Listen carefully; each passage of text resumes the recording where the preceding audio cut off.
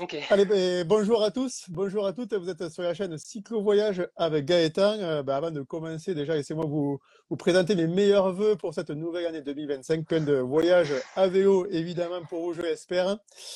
Aujourd'hui, c'est l'épisode numéro 41. On reçoit Pierre Blivet, alias Bliv America. La dernière fois, on était avec Agile, un jeune homme de 17 ans qui avait qui était en train de faire un tour du monde à vélo. On l'avait laissé à Tbilissi, en Géorgie. Depuis, le temps est passé. Il est en Inde. Enfin, voilà, je vous laisse aller suivre son aventure. Sinon, revoir la vidéo sur la chaîne YouTube. Comme chaque fois aussi, je tiens à remercier les contributeurs sur la page Buy Me a Coffee. Vous savez, vous pouvez laisser un petit quelque chose et ça m'aide à poursuivre mes petits partages de vidéos. Aujourd'hui, je remercie Philou et Anouk. Ben, c'est vraiment sympa. Euh, Pareil, durant la vidéo avec Pierre, si vous avez des questions à lui poser, vous pouvez les inscrire dans le fil des commentaires là, qui défilent. Moi, je me les note et puis on lui posera tout ça à la fin de la vidéo. Alors aujourd'hui, ben, Pierre, alias la Bliv America, j'en profite aussi pour dire à tous ceux qui sont là qu'il y a une chaîne YouTube, la Bliv America, que je vous conseille d'aller voir parce qu'il fait des vidéos vraiment sympas. On va en parler durant ce direct. Ben, Pierre, à la base, c'est vrai que tu étais parti à pied en Amérique du Sud, puis il y a eu le Covid, donc tu avais finalement changé de plan. Là, tu as entrepris une remontée des Amériques du Sud vers le Nord. Est-ce que tu peux nous présenter un peu ce voyage, ce que tu prévois de faire, combien de kilomètres ça fait, et puis ensuite on poursuivra. Ok. Donc ouais, comme tu dis, je suis parti. C'était en sac à dos il y a 3 ans du coup. Et bah le Covid est arrivé en 2020. Du coup, rapatriement, tout ça. Et euh, et j'avais envie de repartir, mais cette fois d'une manière plus libre, parce que j'étais quand même bien dégoûté à chaque fois de passer en bus plein de paysages et tout. Et du coup, pendant le Covid, bah voilà, j'ai réfléchi comment faire ça un peu en mieux. Et du coup, c'est comme ça que m'est venue un peu l'idée du vélo. Du coup, je suis parti à Ushuaia, depuis Ushuaia en janvier 2023. Mhm.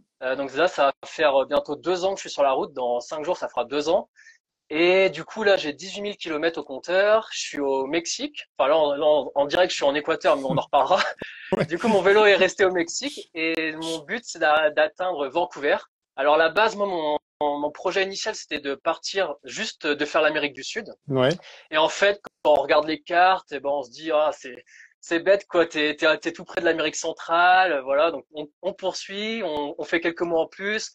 Après, le Mexique qui se rajoute, et puis les Ouais. États-Unis, et voilà.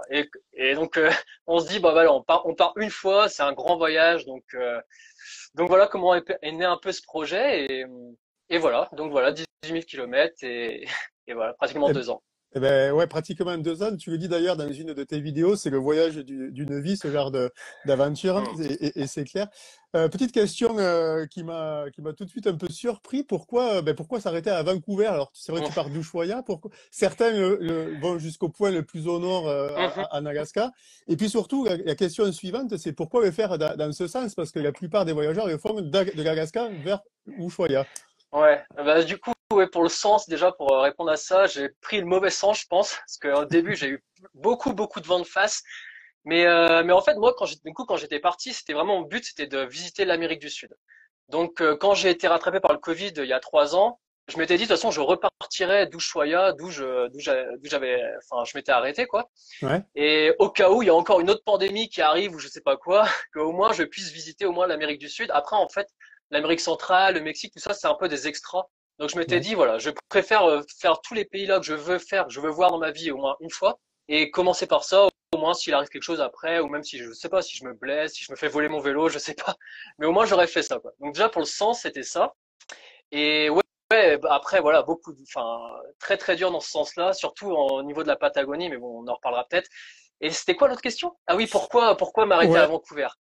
Ouais, du coup, à la base, j'avais dit Vancouver parce que, comme je t'ai dit, je voulais faire juste l'Amérique du Sud, après jusqu'aux États-Unis. Du coup, je m'étais dit, bon, bah, Vancouver, c'est un bon final, on va dire.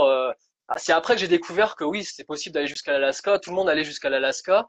Donc, sur la route, je m'étais dit, pourquoi pas continuer jusqu'à l'Alaska? Mais vu que je suis quand même un voyageur qui prend quand même beaucoup son temps, j'ai fait beaucoup de détours pendant mon voyage.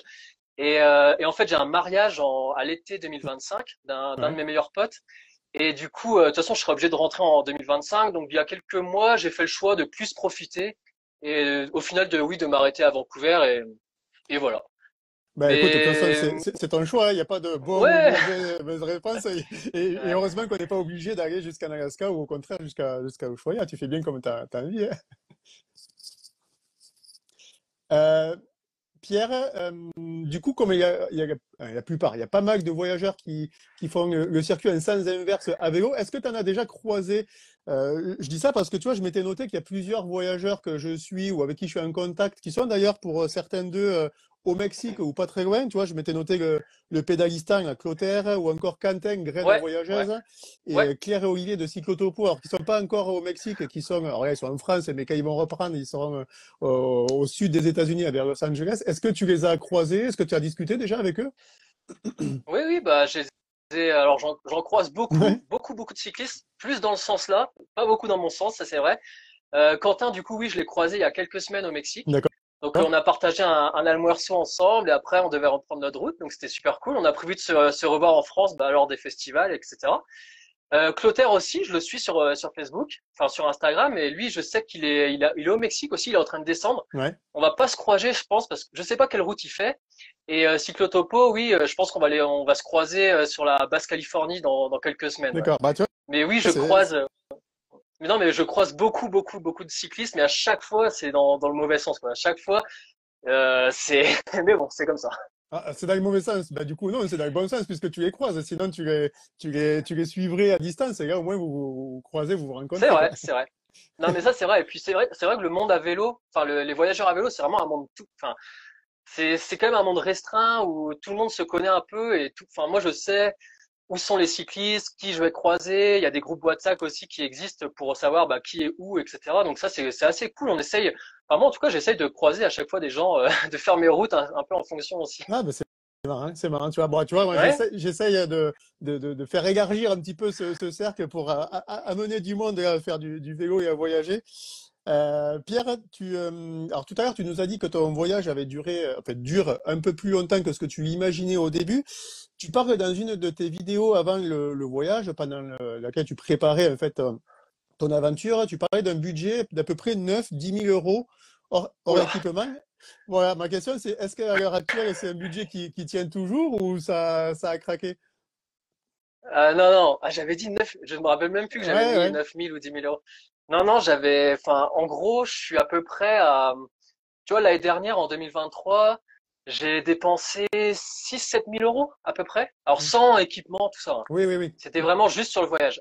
Et tu vois, je suis à peu près pareil là cette année. D'accord. Donc on va dire plus un budget, tu vois, de 15 000, 15 18 000 euros, on va dire, en 2 ans et demi. Ouais, Parce que là, du coup, jusqu'à Vancouver, il me reste quelques mois encore, donc ouais, j'arriverai à peu près à ça. Donc ouais, d'accord. il a bien explosé. Si Ouais. j'avais dit 10 000 euros, Ça fait grosso modo 7 000 8 000 euros par an, quoi, à peu près. c'est ça, ouais, c'est ça. J'essaye de me tenir à un budget à peu près de ouais, 10 euros par jour. Ouais. Ça dépend vraiment des pays Oui, encore, hein, parce que au sud, en Patagonie, Chili, c'était assez cher. Là, je sais qu'aux États-Unis, ça va être hyper cher aussi. ouais. Donc voilà, ça dépend. Au Mexique, tu vois, là, je mange dans la rue, c'est 2-3 euros. En Bolivie, c'était pareil. Donc voilà, c'est à peu près une moyenne, en gros, 10 euros par jour. C'est quoi J'essaie de m'y tenir. tes principaux postes de dépenses du coup pendant le voyage? L'alimentation, l'hébergement, tu fais comment? Alors l'alimentation, ça dépend vraiment. Je mange quand même beaucoup dans la rue, donc c'est pas trop ça qui. Et puis je mange souvent des trucs moins chers, les pâtes, les boîtes de thon, etc. Donc ça c'est vraiment les trucs basiques, on va dire. Ouais. Et pour les hébergements, oui, ça coûte un peu. Ça dépend quand je fais des hostels ou pas.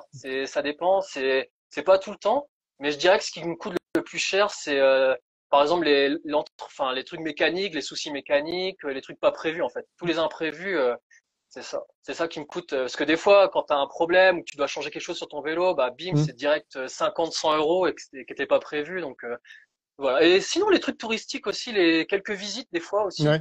que je me fais des petits plaisirs des fois, mais c'est ça. Mais sinon, les hébergements, au final, pas tant que ça, parce que je dors quand même souvent, enfin, dehors ou chez les gens, etc. Donc, c'est pas ça qui est ma plus grosse dépense. D'accord.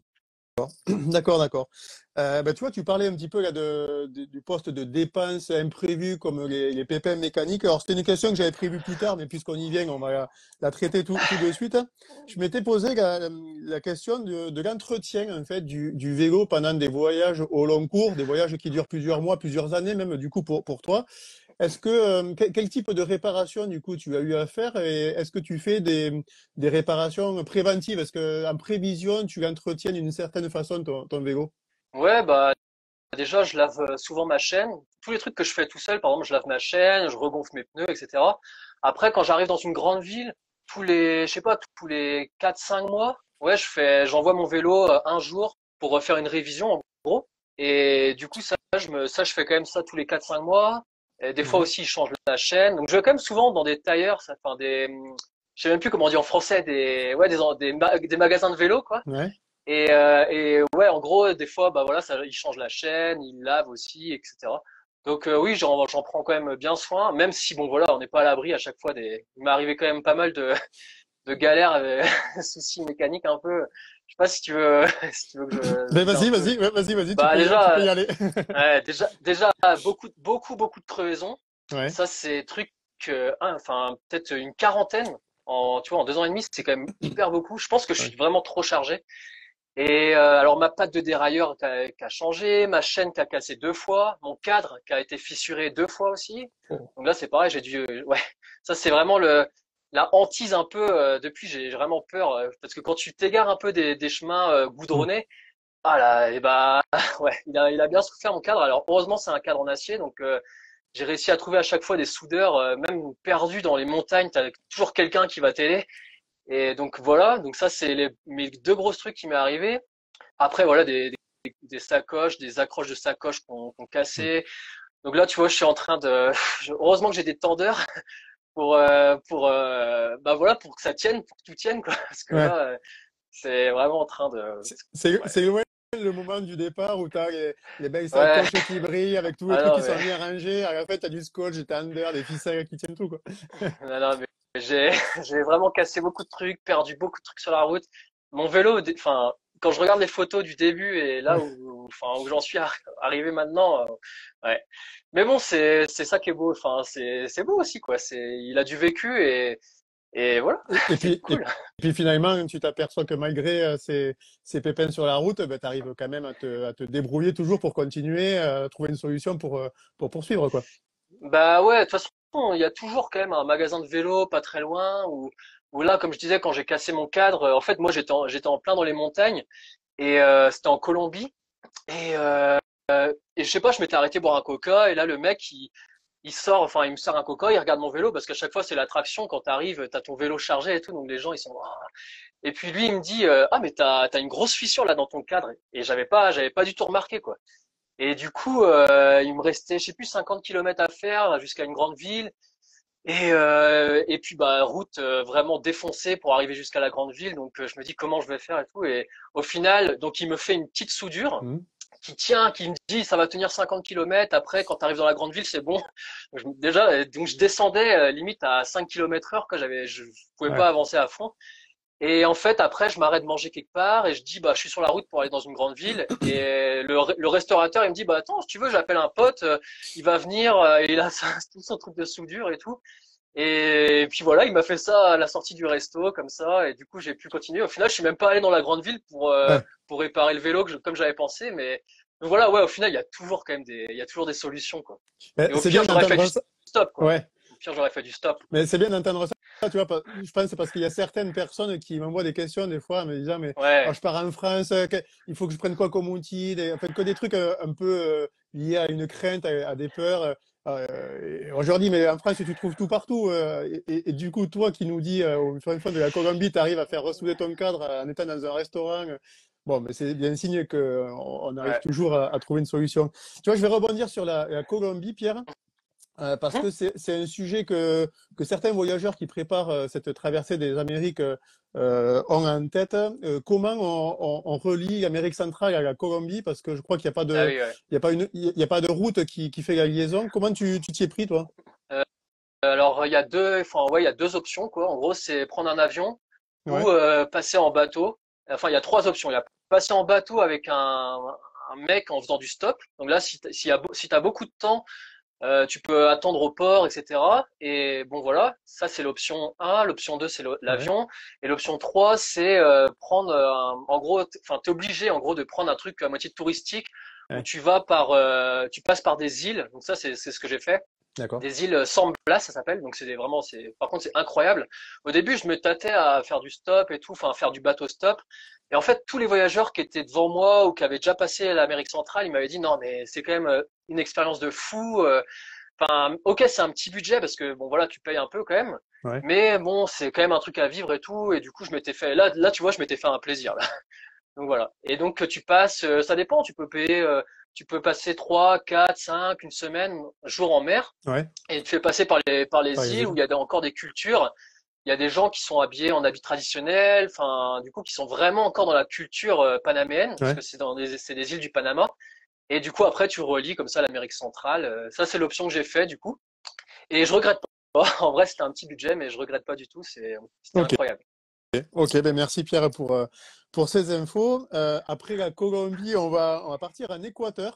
Eh ben, Ouais, enfin, partir, toi tu y es déjà, mais ouais. on va revenir un peu en arrière. Tu y étais, Pierre, lorsqu'a éclaté comme une guerre civile en quelque sorte, enfin, certains événements. Comment ça se passe quand ce genre d'aléas interviennent dans un pays où on est et où du coup c'est peut-être un peu dangereux de se balader comme ça en rue? Ouais, en fait, moi, quand je suis arrivé en Équateur, juste après, quelques jours après, ouais, il y a le chef des narcotrafiquants qui s'est évadé de la prison. Du coup, tout était vraiment sous tension. Il y avait des couvre-feux. Les gens, ils sortaient pas de chez eux. Toutes les rues étaient vides. Je me suis même posé la question si j'allais pas sauter le pays d'Équateur, aller directement en Colombie, prendre un bus. Mais même les bus, en fait, étaient même pas sûrs, quoi. Et il y avait des gens qui disaient non, même les bus, attention, ça peut être dangereux et tout. Donc j'avais regardé plusieurs routes. Je pouvais passer par l'Amazonie, enfin ouais, voilà, la jungle, quoi. Et au final, en parlant, j'ai attendu en fait. C'est ça qui est bien aussi quand t'es en vélo et que t'as du temps, c'est que tu peux attendre. Enfin, t'es sous pression, mais tu peux regarder comment les choses se décantent un peu. Et en fait, tu parles aux gens. J'avais parlé aux locaux, etc. Ils m'avaient dit non, mais c'est vraiment sur la côte que ça craint. Si tu passes par les montagnes, par la route des volcans et tout, enfin, il y aura rien, il va rien se passer, quoi.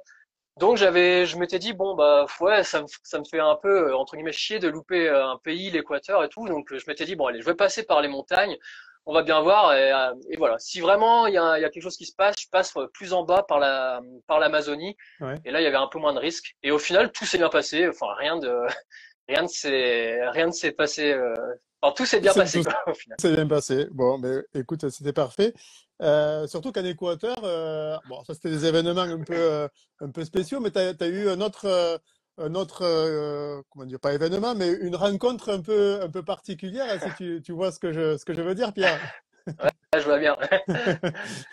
Alors, raconte-nous, Ouais, ok. ça rentrait dans l'intimité, bien sûr, mais qu'est-ce qui t'est arrivé? Parce que du coup, là, c'est pas banal. Ouais, bah alors c'est ça. Du coup, j'étais dans une ville à Loja, donc c'est une ville au sud de l'Équateur. J'étais en train encore de me poser la question si j'allais passer par quelle route, etc. Et en fait, il y a une ville en Équateur que je voulais absolument voir qui s'appelle Oui, Cuenca, qui est une ville super belle. Avant mon voyage, c'est comme ça. Enfin, je m'étais dit, faut que je voie cette ville. Et donc je m'étais dit bon, au pire, je vais voir cette ville et je descends après en Amazonie. Et donc j'ai été jusqu'à cette ville. Et donc du coup, je vais sur la place centrale parce que ça c'est un peu mon habitude aussi quand j'arrive dans les villes ou dans les villages. Je vais tout le temps sur la place centrale parce que c'est là qu'il y a le plus de vie, les trucs, les monuments beaux, les cathédrales, etc. ouais, Et du coup, donc j'ai été sur la place centrale et donc moi je voulais ma petite photo avec mon vélo devant la cathédrale. Et donc il y avait Alexandra qui était là, donc du coup avec son groupe d'amis. Et donc je leur demande de faire une photo, machin. Donc ils me prennent en photo et après la discussion commence, tout ça, tout ça. La discussion s'éternise et donc du coup le lendemain, Alexandra me dit bah si tu veux, enfin tu peux pas partir de Cuenca sans avoir vu un parc qui s'appelle Las Cajas. Et moi j'étais juste en mode non mais faut que je veux juste me reposer un jour et partir le plus vite possible de l'Équateur. Je suis pas là en mode je veux visiter machin et tout. Et je sais pas, en fait, je me suis dit bon bah vas-y, enfin bien insistant, insistant, du coup je me dis bon allez vas-y, je vais quand même aller un jour et on verra.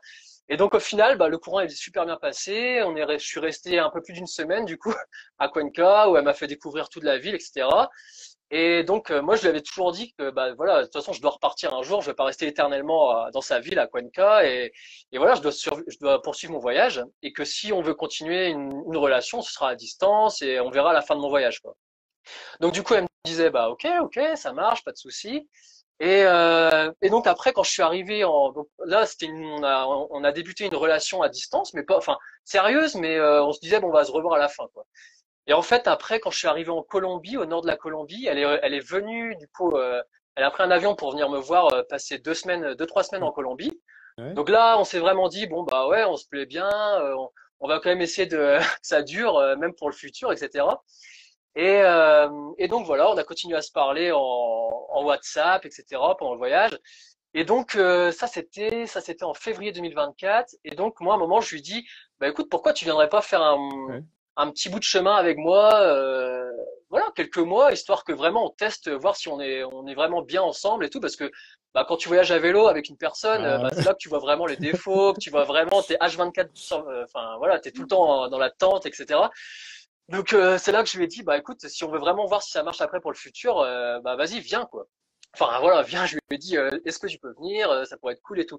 Donc au début, bah non, non, j'ai jamais fait de vélo de ma vie. Enfin, depuis l'enfance, j'ai pas fait de vélo, surtout avec des sacoches et tout. Non, mais je vais pas pouvoir te suivre et tout. Et moi, je lui dis, mais moi, de toute façon, je peux prendre le temps, t'inquiète pas. Même si on fait 30 kilomètres par jour, il y a aucun souci, mhm. t'inquiète pas. Et donc voilà, au fur et à mesure, c'était une blague qui s'est transformée en réalité. Du coup, elle est venue. Elle a pris un autre avion du coup pour venir de l'Équateur jusqu'au Panama et donc on a traversé bah, l'Amérique centrale en fait ensemble à vélo. Donc quand elle arrive au Panama, elle avait rien quoi, elle avait juste un sac de couchage. Donc on a été, il y a un Décathlon à Panama, donc on a été acheter un vélo, on a vu les sacoches. Après il y avait un porte-bagages, mais enfin les porte-bagages là-bas du Décathlon ça soutenait 10 kilos, donc on a dû faire emmener chez un mec pour qu'il fasse des soudures et tout, pour que ça résiste aux charges. Et donc voilà, on a traversé comme ça, et au final, bah là, tu vois, enfin, tout s'est bien passé, enfin, quelques petites engueulades, mais bon, tout s'est bien passé dans l'ensemble. Et là, tu vois, bah, je suis revenu en Équateur, du coup, pour les fêtes, pour bah, découvrir, enfin, rencontrer sa famille. Et puis voilà, et puis après mon voyage, on va sûrement, enfin, c'est même sûr, on va continuer notre relation, quoi. Ce sera en France ou en Équateur, mais voilà, on va continuer notre relation. Donc voilà, Pierre a trouvé l'amour en voyage à Eh oui. vélo. Non, mais c'est bravo, c'est bien, c'est une belle histoire en tout cas. C'est une belle histoire. Ouais. Et juste pour motiver un peu, pour que les gens qui ont peur un peu de faire des voyages comme ça à vélo, de se lancer, bah Alexandra, en fait, elle est la preuve vivante que elle s'est lancée comme ça, Ouais. sans aucune expérience, même d'expérience je sais pas, de course à pied, de rien, quoi. Et bah voilà, au début, c'était un peu dur, c'est sûr, enfin, elle a souffert un peu, mais au final, au bout de quelques semaines, son corps s'est bien habitué, et à la fin, elle était, enfin, elle aimait ça, quoi. Elle était même devant moi. Au début, c'était moi qui prenais les photos, qui m'arrêtais devant pour prendre les photos. À la fin, c'était elle qui devait m'attendre. Bon voilà, non, c'est pour dire que le corps, il s'adapte à vraiment tout et que il faut pas avoir peur, quoi. Faut se lancer. Elle y a Et voilà, pris Alexandra, elle goût. a Elle preuve y a pris goût. vivante. Ouais, c'est ça, ouais, ouais.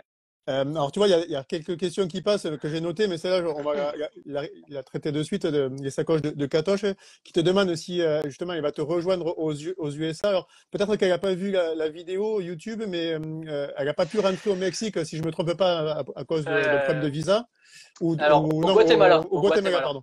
Est-ce que, mais du coup, c'est prévu qu'elle te rejoigne à un moment donné pour pédaler à nouveau, ou pas? Alors en fait, ouais, enfin, comment expliquer? En fait, les Équatoriens, c'est là qu'aussi on a de la chance d'être français. On a un passeport qui ouvre tous les pays. Ouais. Et les Équatoriens, eux, ils ont besoin de visa ou ils sont refusés dans des pays. Par exemple, au Guatemala, c'était ça. Donc du coup, on est arrivé à la frontière et puis bah, elle a pas pu passer quoi. Donc du coup, notre voyage s'est un peu arrêté brutalement au Guatemala. Et Mexique, c'est pareil. Mexique, c'est pareil. Il faut un visa. Alors après, oui, on pourrait dire, bah pourquoi elle ne demande pas un visa? Mais sauf Ouais. que ça prend des mois et des mois pour la procédure. Et nous, on n'avait pas le temps à ce moment-là, quoi. Donc au Mexique, non, elle pourra pas. Et aux États-Unis, c'est Ah encore ouais. pire. Aux États-Unis, les gens d'Amérique latine, c'est même pas la peine. Donc c'est même pas la peine. Par contre, ensuite, quand moi je vais rentrer en France, notre projet entre guillemets, c'est de que moi je vais atterrir en Espagne et de Ouais. remonter un peu, de passer un mois en France, en Espagne, pour rentrer chez moi en vélo. Ouais. Et donc notre projet, ce serait de faire ça à deux. Du coup, bah, si elle vient en France, du coup, ce serait de finir à deux comme ça le Ah bah, voyage. Ce ça serait ça. serait, ça serait top, ça Ouais, serait ce une serait belle fin, cool. quoi. Ouais, ouais, ouais. Pierre, alors tu l'as dit, hein, parfois c'est pas facile de pédaler. Des fois, tu roulais dans des conditions un peu extrêmes. Alors, ça peut être la haute altitude, la poussière, la chaleur ou le froid. Est-ce que tu peux nous partager un petit peu ces moments-là? Comment on s'adapte finalement à ces conditions auxquelles on n'a pas l'habitude quand on pédale ben, sur du bitume en France avec des conditions tempérées où tout Ouais. est agréable?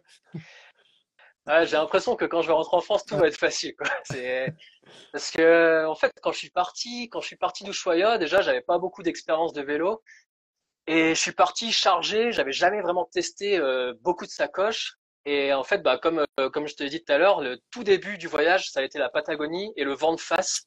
Et ça a été horrible pendant 2, 3 mois, tout le temps du vent de face, tout le temps du vent de face. Et t'avances à 5 km heure, quoi. Tu fais 30, ouais, 20, 30 km, 40 des fois dans ta journée. Tu dois commencer le matin, genre avant que le soleil se lève. À midi, t'es obligé d'arrêter parce que le vent est tellement terrible. Donc en fait, au début, ça m'a forgé mentalement et physiquement je dirais à toute épreuve, quoi. Parce que du coup, après, tout ce qui est arrivé après, on va dire la pluie, le froid, comme tu dis, la haute altitude et tout, en vrai, c'était dur, mais tu vois, jusqu'à présent, le plus dur, ça reste quand même tout ce que j'ai fait en Patagonie, le vent, quoi. Parce qu'il y a rien de plus dur. Enfin, je sais pas comment expliquer, mais en fait, tu peux pas avancer. Et puis, par exemple, tu croises d'autres cyclistes qui arrivent dans le sens inverse. Et eux, tu vois, j'avais croisé un cycliste, il m'avait dit, bah, tiens, on se parle, et il me dit, bah, t'as fait combien de kilomètres aujourd'hui? Il était midi, quoi. Je lui dis, bah là, je suis à 15, quoi, 15, 20, bah ouais, voilà, je vais faire 40 aujourd'hui. Et lui, il me dit, ah d'accord, moi je suis à 100 kilomètres. Ce matin, j'ai juste donné un coup de pédale. Et en fait, le vent l'a emmené, bah tu vois, 100 kilomètres plus loin. En fait, Ah ouais. il a même pas pédalé, quoi. Je me dis, putain, mais c'est un truc de fou. Ah, c'est Et terrible. bon, voilà. Et du coup, bah, mentalement, je dirais que ça m'a bien forgé, quoi. Les 3 premiers mois, ça m'a forgé. Après, tu vois, quand j'étais au Chili, il y a eu beaucoup de pluie. Mm. Et puis au final, c'était pas grave, quoi. Au final, c'est que de la pluie. Après, la haute altitude, par chance, mon corps, il s'est quand même bien habitué. Après, c'est parce que aussi Oui, j'ai respecté les progressivement. paliers, tu vois. Ouais, voilà, progressivement. Donc quand je suis arrivé en Bolivie à quasi 5000 mètres, j'avais déjà commencé progressivement à 3000 mètres, etc. Ouais. Donc bon, c'est sûr qu'à 5000 mètres, bon, tu sens quand même le souffle, surtout dans la région sud Lipèze là où c'est vraiment quand même extrême. C'est des conditions, ouais, voilà, où l'humain n'a pas sa place, quoi, Ouais. on va dire. Et donc tu restes plusieurs jours, voire 1 ou 2 semaines. Je sais plus combien de temps j'étais resté dans cette partie, mais ouais, là c'était dur. Avec le froid, j'ai eu, enfin j'étais avec d'autres amis à ce moment-là de cyclistes. On avait eu par exemple -20, -25 degrés, quoi, Ouais. certaines nuits. Et à ce moment-là, j'avais mon matelas aussi qui avait un trou. Donc, par exemple, je regonflais, toutes les 3 heures, il se dégonflait. Donc, le matelas, c'est super important quand tu dors sur le sol et qu'il fait -20 degrés. Donc là, ouais, c'était dur. Ah, Après, qu'est-ce qui m'est arrivé? Bah ouais, la pluie et puis les cols, quoi, de la Cordillère des Andes, qui sont durs, mais au final, tu prends ton allure et ça passe, quoi. mm. Et pourtant, moi, je suis pas un grimpeur, je suis pas un, enfin, j'habite pas dans les Alpes, je suis de Bretagne. Notre plus haut sommet, c'est 300 mètres d'altitude. Il y a quand même du dénivelé sur les côtes, mais Ouais. bon, j'étais pas du tout habitué à des hauts cols, enfin, de montagne à 3000, 4000 mètres d'altitude, quoi. Mm. Et voilà, au final, ça passe. Non, bah, ça c'est vrai que tous les voyageurs le disent, et c'est vrai que pas spécialement besoin de s'entraîner pour partir en voyage à vélo parce que le corps va s'habituer Ouais, de lui-même au bout de quelques temps. De toute façon, ouais. après, on peut pas appuyer plus fort que ce qu'on est capable Bah, de faire. Donc, ah non, non. Et puis voilà, bah, de toute façon, t'es là. Des fois, je me rappelle des fois. J'en avais tellement marre, je balance mon vélo. Je suis assez sanguin des fois, donc je balance mon vélo. Des fois, je me dis, mais t'es complètement con. De toute façon, il y a personne qui va t'aider là. T'es là, prends ton vélo et remonte dessus et t'as pas le choix, quoi. ouais. T'es obligé d'avancer. Donc, des fois, t'as aussi les urgences de l'eau, de la nourriture et tout. Donc, en fait, des fois, t'as pas le choix. T'es obligé d'avancer pour juste enfin, pas être en manque d'eau et tout, Mm. quoi. Donc, ouais. Ah, Donc, t'as pas le choix. T'es là et t'as- voilà. De toute façon, t'as choisi, oui, quoi. J'avais choisi d'être là, donc. c'est vrai. Là, c'est difficile de se plaindre, même si parfois, c'est vrai qu'on se demande qu'est-ce qu'on fout là, mais ça, c'est autre chose. Pierre, on va parler d'un autre sujet totalement différent. Je disais au début, tu as une chaîne YouTube, la Believe America, sur laquelle tu postes des très belles vidéos. D'ailleurs, je vous encourage à aller les voir parce qu'elles sont Merci. vraiment top. Elles permettent de suivre tout le déroulé de son voyage. Je voulais aborder le fait de se filmer justement en voyage à vélo. Est-ce que tu peux nous présenter rapidement quel matériel tu utilises à la fois pour te filmer et puis pour monter tes films? Et du coup, j'ai mon portable, j'ai une GoPro, j'ai un drone aussi, Hmm.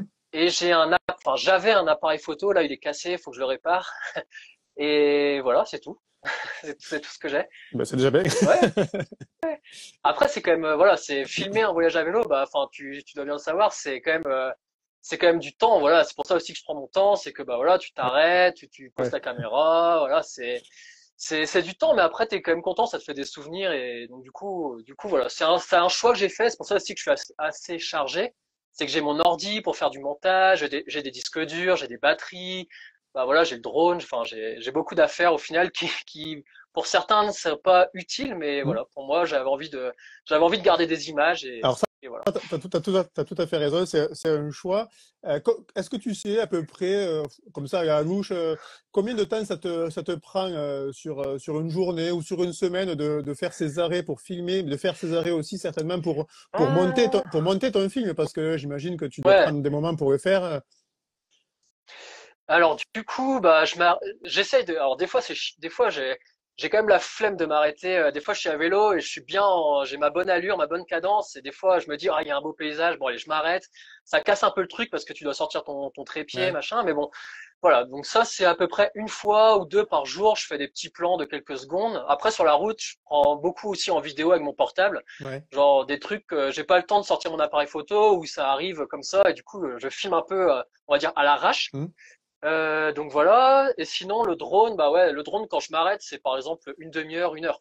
Ouais. Quand il y a un beau paysage et tout, j'essaie de user quand même deux batteries. Et après le montage, c'est ça qui me prend le plus de temps. Le montage, en fait, que je me pose dans un hostel ou chez un warm shower ou quelque chose. Et, euh, et en fait, ça me prend 2, 3 jours, quoi.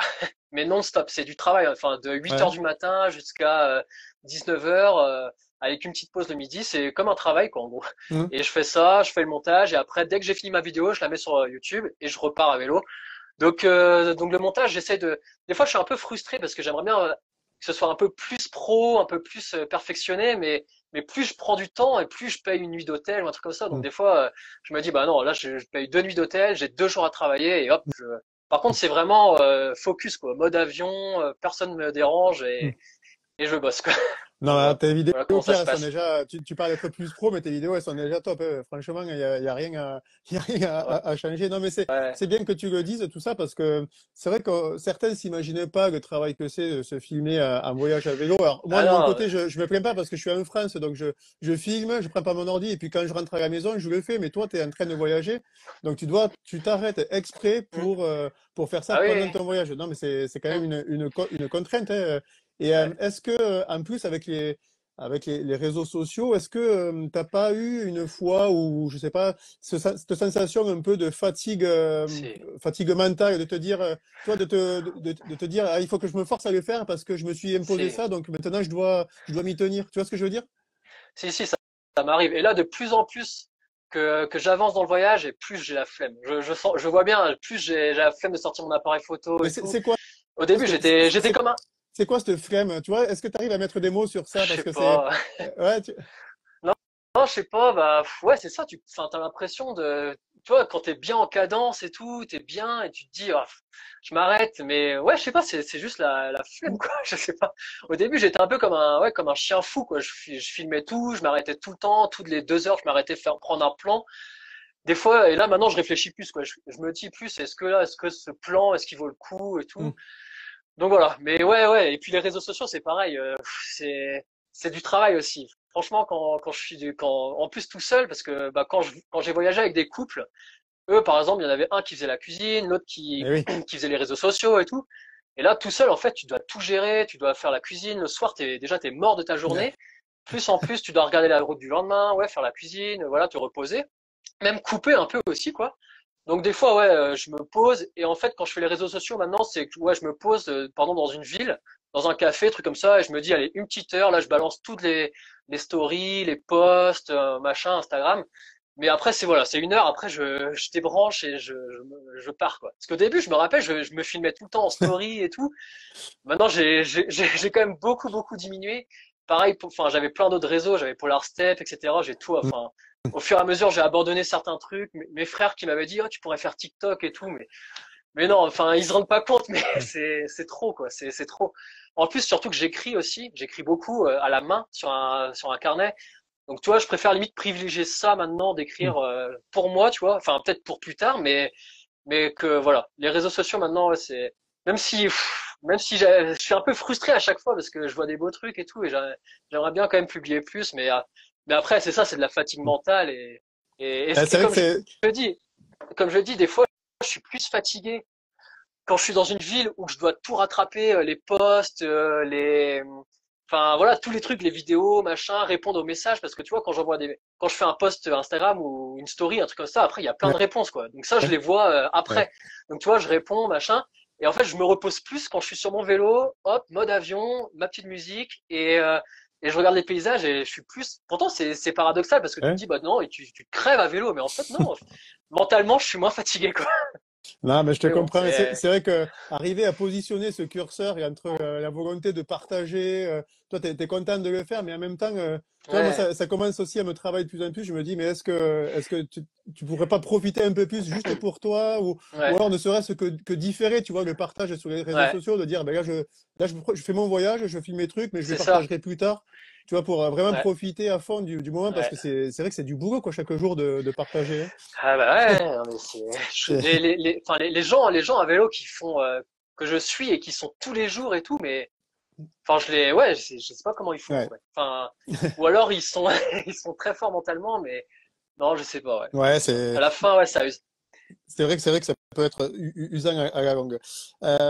Pierre, bon, là, je vais passer sur des questions un petit peu moins sur le voyage, mais plus sur ta façon sur ton rapport avec le voyage. Je voulais te voir avec toi le fait que tu es passé par plein de pays différents, des endroits ben, très reculés, forcément, avec des niveaux de vie complètement différents de ce qu'on peut trouver ici en France. Est-ce que ce contraste que tu as dû voir entre les pays traversés ou par rapport à la France, est-ce que ça a changé un peu ta perception ben, à la fois de la richesse ou de la pauvreté ou alors du progrès? Tu vois, ce qu'on Ah, considère en France comme des choses classiques et qui se sont peut-être pas finalement ailleurs. ah, carrément, mais, enfin, carrément. Moi, ça m'a ouvert les yeux, mais, enfin, je sais pas comment dire, mais ouais, je suis passé, par exemple, en Bolivie, au Pérou, en Amazonie aussi, en Amazonie bolivienne. Et par exemple, les gens, comment ils vivent, ils, enfin, tu vois, ils ont pas, je sais pas comment expliquer, mais par exemple, leur maison, c'est du sol. Les poules, ils rentrent dans la maison, ils dorment avec les animaux, etc. Ils ont pas d'eau, déjà l'eau potable depuis la Bolivie, ça existe plus. Donc déjà, bah voilà, déjà c'est un truc qu'on est vraiment habitué en France, Ouais. mais voilà, l'eau potable, déjà, juste ça. Ensuite, l'électricité, ensuite, voilà, le fait de pas savoir, par exemple, je suis arrivé des fois dans des villages et plus ça allait, des fois je disais bah j'arrive d'Ushuaia. Alors au début les gens ils disent bah ok Ushuaia, ok machin. Après c'est j'arrive de Patagonie. Après j'arrive d'Argentine. Mais il y a des gens ils savent même pas où c'est l'Argentine. Il y a des fois Ouais. j'arrive par exemple en Bolivie, dans la jungle bolivienne par exemple, le truc hyper bien à visiter en Bolivie c'est le Salar de Uyuni. Mhm. Et tu vois j'arrive dans la jungle et tout et je leur dis bah ouais, moi j'ai été visiter le Salar de Uyuni et tout. Ils me disent bah c'est quoi? Et je fais mais enfin tu Ouais. sais ça m'a mis une claque parce que je me dis bah c'est dans leur pays quoi. C'est comme si par exemple nous en France on savait pas où était la Tour Eiffel ou que la Tour Eiffel Mhm. existait quoi. Et du coup ça m'a mis il y a tous les jours ça me met des claques comme ça sur la géographie que quand je dis que je viens de France, d'Europe, bah en fait ils savent pas où c'est quoi les gens. Et des gens aussi par exemple qui m'ont accueilli ou où ils ont de l'eau, mais enfin pas de l'eau potable, mais juste de l'eau pour se doucher, pour cuisiner 1 heure par jour, ou enfin plein de trucs comme ça. Du coup, ouais, ça te fait bien relativiser sur ton mode de vie en France. Mhm. Même des fois, tu vois, je suis quand même à la route en mode voyageur à vélo. Et des fois, je me sens quand même, tu vois, un peu con d'arriver. Des fois, t'es quand même, enfin, je sais pas comment expliquer. T'es quand même, même en voyageant à vélo à la route, tu leur dis que tu dors en tente et tout, t'es quand même plus Ouais, huppé que ouais, quand t'arrives dans les villages comme ça. Du coup, même là, tu te dis, oh, tu te sens un peu mal et tout, quoi. ouais. Et ouais, du coup, ça me fait quand même beaucoup relativiser. Et j'espère qu'en France, je vais quand même garder ce mode d'esprit, parce que c'est ça aussi le risque, c'est de retomber dans les travers, le confort et tout. Mais non, enfin après, je pense pas, parce que quand même tout ce que j'ai vu, tout ce que j'ai vécu, ça m'a quand même bien mis une claque, quoi. Ok, ok, ok, Pierre. Mais il y a beaucoup d'exemples comme ça, mais bon. Ben oui, oui, non, mais c'est c'est intéressant d'en parler. Tu vois, je voulais aborder aussi le thème du temps, le temps qui passe en voyage à vélo. On aime dire qu'on prend son temps et je voulais te demander si tu avais ressenti une sorte d'évolution de ton rapport au temps au fur et à mesure de ton voyage. Je veux dire, quand on est en France, on est toujours pressé ou tu vois, la Ouais. notion d'importance, d'urgence. Est-ce que de lâcher prise, c'est quoi ton rapport au temps durant une journée à vélo?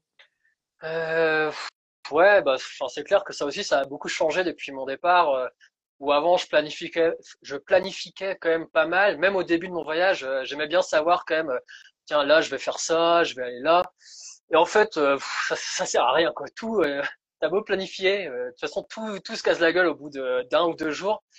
Donc voilà. Et puis, bah, oui, c'est clair qu'en vélo, tu vois pas le temps passer. T'es là. Des fois, c'est pareil, je roule.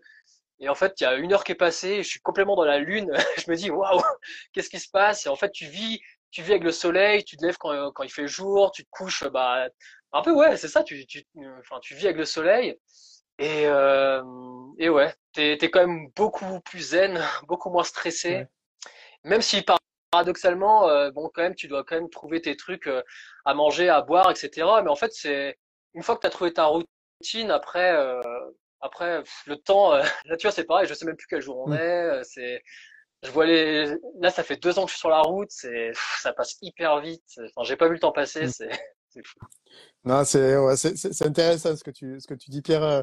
Bah, tu vois, ça fait presque trois quarts d'heure déjà que Ah l'on ouais, parle. la Enfin, vache. ouais, tu vois, ça passe hyper vite, comme je te disais. Tu vois, j'ai plein d'autres questions, mais ouais, je sais pas si on va avoir le temps de les traiter. Pour essayer d'avancer, je vais commencer les questions que les personnes t'ont envoyées, t'ont posées. Alors, j'ai vu quelques-unes passer dans les fils des commentaires. Vous inquiétez pas, je vais y venir. Je m'étais noté une question de Splash3478, bon, qui va se reconnaître, qui te demandait quand est-ce que tu pensais arriver à destination. Je pense arriver en mai à Vancouver. À mai, Voilà. donc il te reste un gros 4-5 mois, quoi. 5 mois. C'est ça, ouais. Ouais. Bah là, je suis quand même bien au nord du Mexique, donc il me reste plus beaucoup du Mexique à faire. Les États-Unis, j'ai 3 mois de visa, et Ok, après, peut-être un petit peu du Canada, donc voilà. Donc en ok, mai, ce sera bien. bon, parfait. Tirali te demande est-ce que tu as déjà imaginé l'après-voyage? C'est vrai ça qu'on Ouais, s'imagine souvent en train de préparer le voyage, mais pas la ouais. fin. Plus ça va, plus j'y pense, ouais. Plus ça va. Là, depuis cette année, enfin ouais, depuis quelques semaines, là, je m'y mets à y penser un peu. Ouais, j'aimerais bien faire rencontrer d'autres voyageurs à vélo dans des festivals, etc. J'aimerais bien aussi écrire un livre. Hmm. Donc tout ce que je suis en train de prendre en note et tout, j'aimerais bien faire ça. Donc me poser, tu vois, enfin, je sais pas combien de temps ça prend pour écrire un livre, mais tu vois, vraiment me poser. Et après, bah, retrouver un travail pour gagner aussi un peu de sous, parce que bah là, le compte en banque il commence à bien descendre. Et après, ouais, faire d'autres aventures, ça c'est prévu. Ok, ok, ok. Il y a alors Jane ou Jeanne, je sais pas, qui te demande lorsque tu fais des arrêts pendant ton voyage, où est-ce que tu laisses ton vélo en sécurité? Ben tiens, là par exemple, où tu étais au Mexique et là tu es en Équateur, tu le laisses où ton vélo quand c'est comme ça? Là, il est chez un warm shower, donc du coup, qui garde pendant 2 semaines mon Ouais, vélo. Sinon, par exemple, quand je suis dans les villes, quand je me dis, ah, je vais visiter le centre-ville, etc., je le laisse dans un hostel. Quand je dors dans un hostel ou chez ouais, un warm shower, chez quelqu'un. Ou sinon,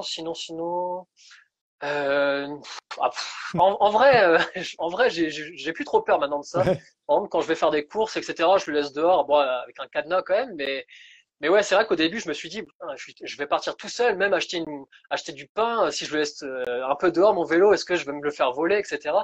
Et en fait, ça a complètement disparu, cette peur.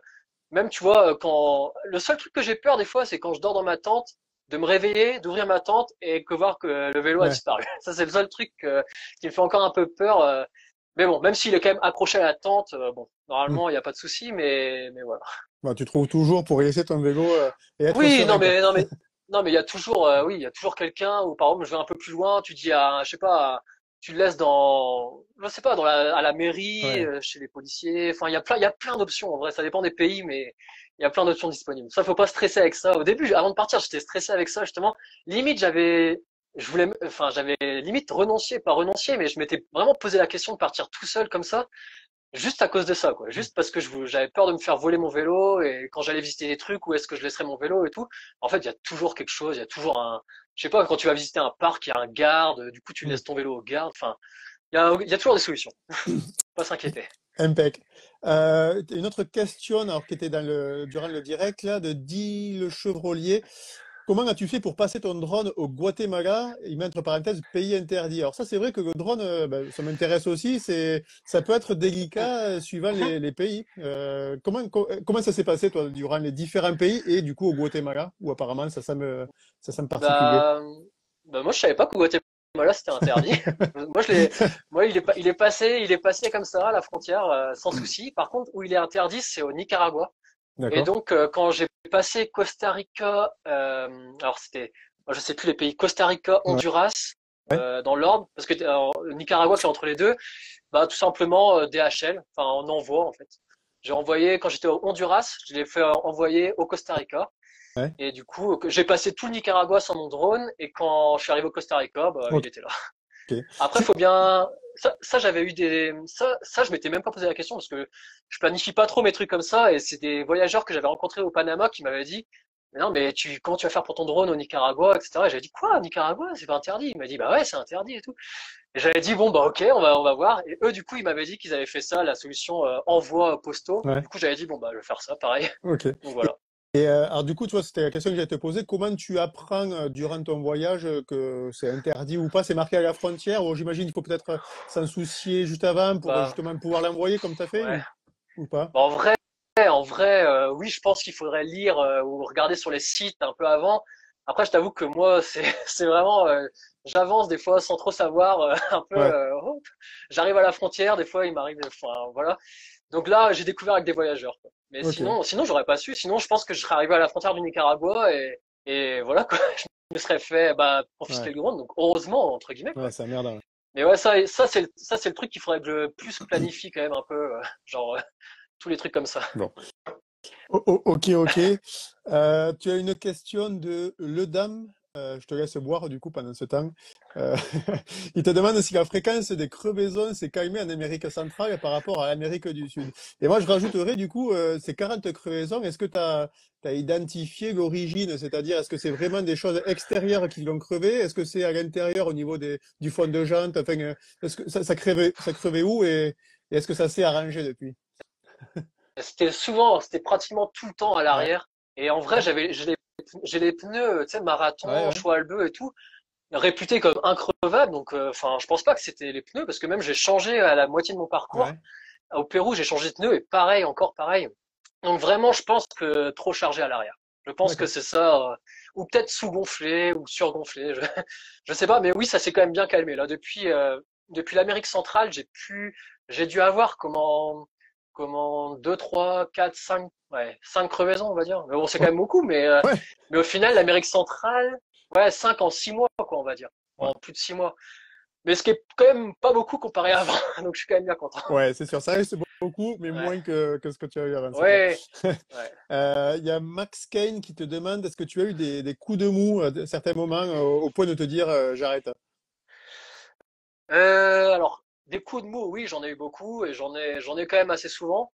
Après, de dire j'arrête, non, parce que ça, j'ai pas, enfin, ça m'est jamais traversé l'esprit d'arrêter. Ouais, J'ai toujours l'objectif en tête, donc ça, c'est même pas la question. Au pire, je ferai une pause longue dans un pays ou dans une ville. Mais des coups de mou, oui, j'en ai souvent, hein. Franchement, déjà, par exemple, le premier jour, quand je suis parti d'Ushuaïa, euh, bim, crevaison au bout de 30 kilomètres. Donc puis grosse montée, machin. Donc je m'étais dit non. qu'est-ce que je fous là, quoi? Pourquoi, pourquoi, quoi?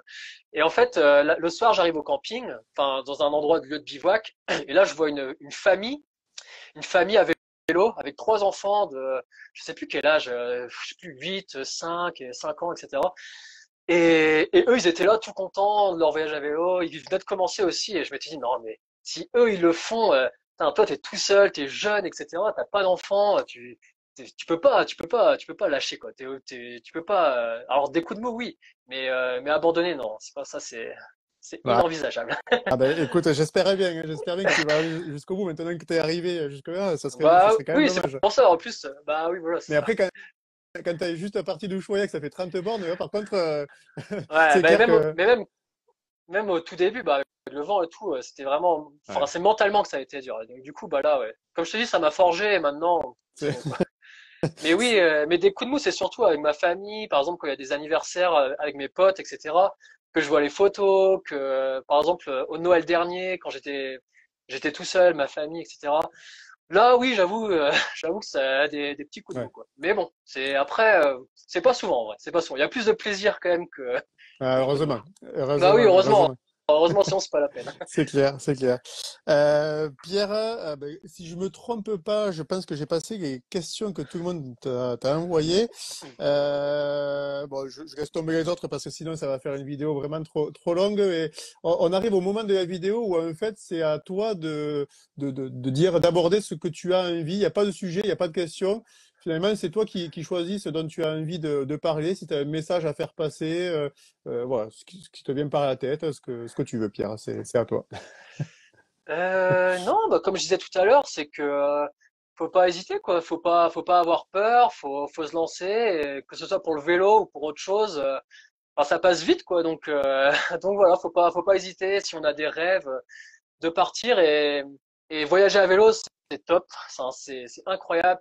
Tu vis des moments de fou, quoi, que tu vivrais pas si tu étais en bus ou voilà, tu rencontres des personnes incroyables. Donc, moi, je recommande à tout le monde de faire au moins même peut-être quelques jours de voyage à vélo en France pour commencer. Et même en France, enfin, il y a des choses, je suis sûr, incroyables qui peuvent se passer même en quelques jours, quoi. Donc voilà. Et puis aussi, aussi, je dirais quand on part longtemps à vélo comme ça, de pas oublier de prendre des tendeurs parce que ça peut se sauver. Non mais c'est vrai. Par exemple, pour accrocher, pour réparer, ou du scotch et des tendeurs, en vrai, ça m'a sauvé depuis le début de mon voyage. Sinon, les sacoches seraient tombées, je sais pas comment j'aurais fait, mais ouais. Ok. Parce que tu avais fait une vidéo il y a pas longtemps, les Ouais, trucs indispensables et tout à vélo, et du coup, je vais y repenser et je fais, mais non, les tendeurs aussi, faut pas oublier. c'est vrai, c'est vrai. Les tenders, c'est la vie, comme. Ah Euh, ouais, non mais carrément. ok, ok, c'est noté, Pierre. Pierre, on peut retrouver sur Facebook, sur Instagram et sur YouTube sous le nom La Blive America. Ben déjà, merci pour cette vidéo. La fois prochaine, on sera sur un tout autre sujet. On sera avec Katia Stelet qui va nous parler des chemins de Compostelle à vélo qu'elle a parcouru avec un vélo électrique. Ça fait déjà plusieurs raisons, plusieurs thèmes de l'inviter pour nous partager son expérience. En tout cas, Pierre, je te remercie vraiment pour ce moment que tu nous as accordé. Et puis surtout, je te souhaite une très bonne continuation dans ton voyage que je continuerai bien sûr à suivre, hein.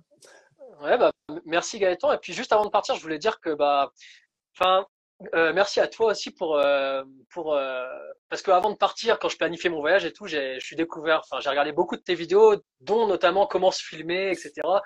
Donc j'ai quand même beaucoup appris sur le matériel et tout. Enfin, donc voilà, merci à toi. Et puis c'est cool de faire une vraie vidéo avec toi depuis, enfin, avant que je regardais tes vidéos, donc c'est cool. Ah, c'est sympa. Donc merci à Non, toi. c'est vraiment Non, sympa, c'est c'est vraiment vrai, sympa. c'est vrai. Ah, ça me touche, c'est gentil, c'est gentil. Bah, écoute, j'espère qu'un jour ça sera l'inverse, ça sera moi à l'autre bout du monde. Bah, écoute, en tout cas, merci beaucoup, merci à tous d'avoir suivi la vidéo. Et puis, on te souhaite une bonne continuation et passe le bonjour à Alex, du coup, de notre part. Ouais, ouais, ça marche, ça marche. Merci beaucoup. Bonne soirée à tout le monde. Salut. Allez, Ciao. salut Pierre. Salut.